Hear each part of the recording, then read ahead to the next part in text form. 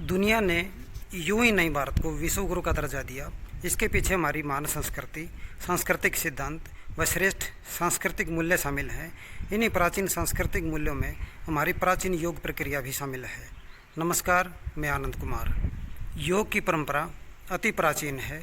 ऐसा माना जाता है कि जब से धरती पर सभ्यता शुरू हुई तभी से योग का अस्तित्व है।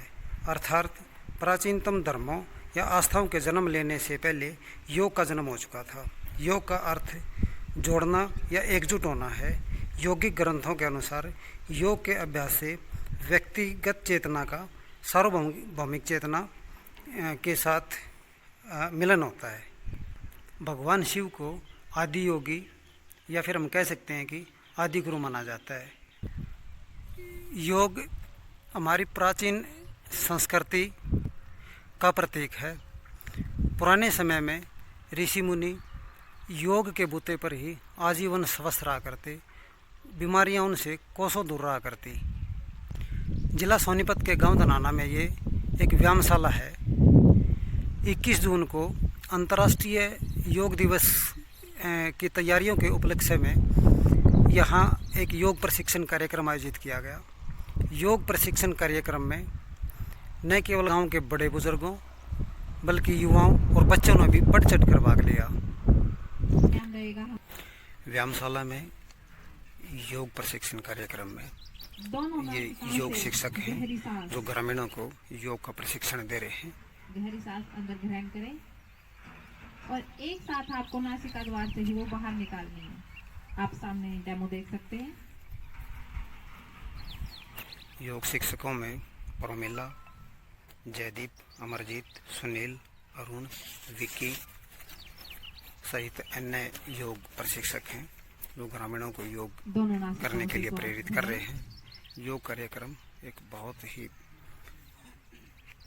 सुनियोजित तरीके से चल रहा है। कम से कम भी यह चक्कर हम 30 अवस्था मतलब 30 श्लोक तो हमें लगाने ही लगाने हैं कपालभाति के, और 2 अवस्थाएं करनी है हमें। में गाँव के बुजुर्ग महिलाएं हैं।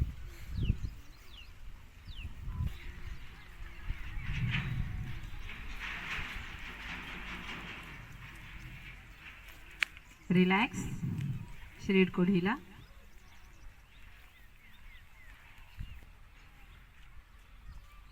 आपके श्वास की आपको आवाज भी महसूस होनी चाहिए कि कब आपने श्वास ग्रहण किया, कब आपने बाहर निकाला। शांत माहौल के अंदर एक योग प्रक्रियाओं का एक आनंद लेते हुए योग प्रक्रियाओं से आनंद की अनुभूति जिसको जुकाम, एलर्जी वगैरह, गांव के लोग साइट का अस्थमा, इनमें अगर दिक्कत है, उसको ये प्रॉब्लम है, तो उसको कपालभाति करना चाहिए।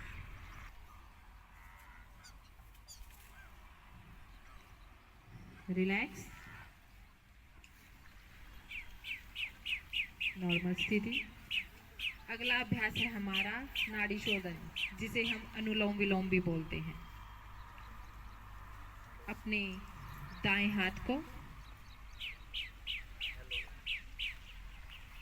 किसी भी अच्छी स्थिति में बैठ जाइए आप, सुखासन।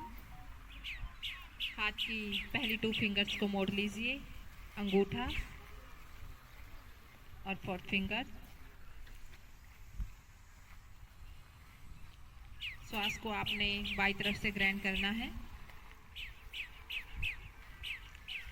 उसको अंदर रोकना है और दाईं तरफ से बाहर निकालना है। फिर आपको दाईं तरफ से श्वास को अंदर भरना है, उसको रोकना है और बाईं तरफ से दाईं नासिका से श्वास ग्रहण किया, उसको रोका है, बाईं नासिका से बाहर निकालिए। फिर बाईं नासिका से ही श्वास को अंदर ग्रहण कीजिए, रोकिए और दाईं से निकालिए। कमर गर्दन सीधी।